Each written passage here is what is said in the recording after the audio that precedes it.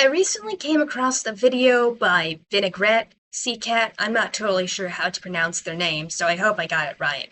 But they explored how Minecraft's gameplay can be represented with an interconnected magic system. That got me thinking, what if we did something similar, but instead of magic, we used theoretical physics? So I started playing around with this weird analogy. What if the overworld, the nether, and the end aren't just separate dimensions in Minecraft lore, but actual brains? As in, brane-world cosmology brains, those lower dimensional surfaces that exist inside a higher dimensional space, also known as bulk.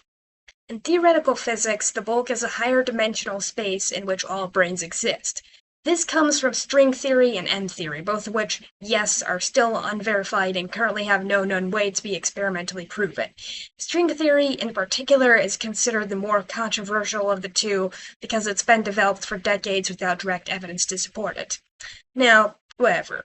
If vanilla Minecraft has three main dimensions, the overworld, the nether, and the end, and if the nether is spatially mapped to the overworld, where one block in the nether corresponds to 8 blocks in the overworld, then we can start to imagine a brane-world interpretation of these dimensions.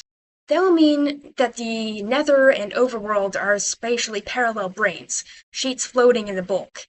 The 8-to-1 mapping between them wouldn't just be a part of game design. Instead, it could reflect some property of the bulk itself that warps the overworld's geometry, kind of like how gravity warps space-time near a black hole.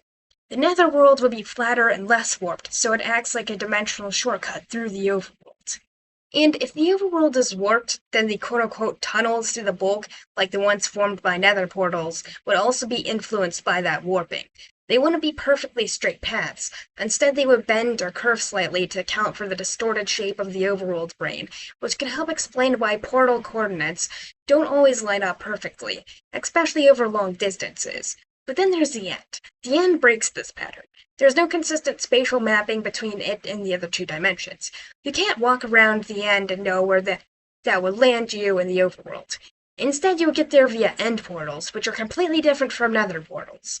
While nether portals link specific and measurable points on two branes, the end portal drops you into something entirely different, the bulk itself. You can think of the bulk like an ocean, one that branes float in, are shaped by, but can't actually touch or perceive.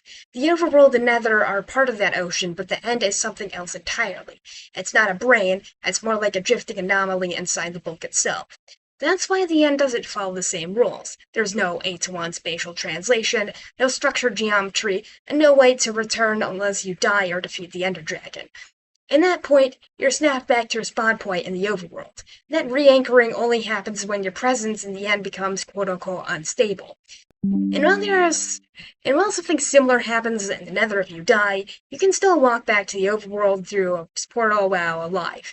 Your geometry is still tethered to it, you just can't anchor your spawn point there because beds explode when you try. So in essence, the overworld is the anchor brane. It's the one you're always tied to in terms of geometry and spawn logic. To help picture all of this, imagine the overworld as a paraboloid, a curved sheet like a shallow 3D bowl. The nether is a flatter, more compressed brane that hovers above it or runs parallel to it. Not a cross-section because that wouldn't really work. The portals between them are like wormholes, shortcuts threading through the bulk to link specific locations. Because the overworld is warped, traveling through the nether covers more distance in the overworld space, which explains the 8-to-1 ratio. And because those tunnels pass through the bulk, they'd naturally be shaped, maybe even distorted, by the curvature of the overworld's brane itself. The end is another sheet of brane. It's like a floating chunk of dark matter in the bulk, something without consistent mapping, orientation, or alignment. It's a higher dimensional space that gets rendered in 3D gameplay for 3D gameplay purposes. So yeah, that's like the really weird analogy I've been messing around with. I haven't really done anything on YouTube for like 2 years. But I mean, I've been just I haven't had a channel, okay? I now have a channel again. And I don't really know what I'm gonna do with this channel. This is me reading off a YouTube script. And yeah, God. Goodbye.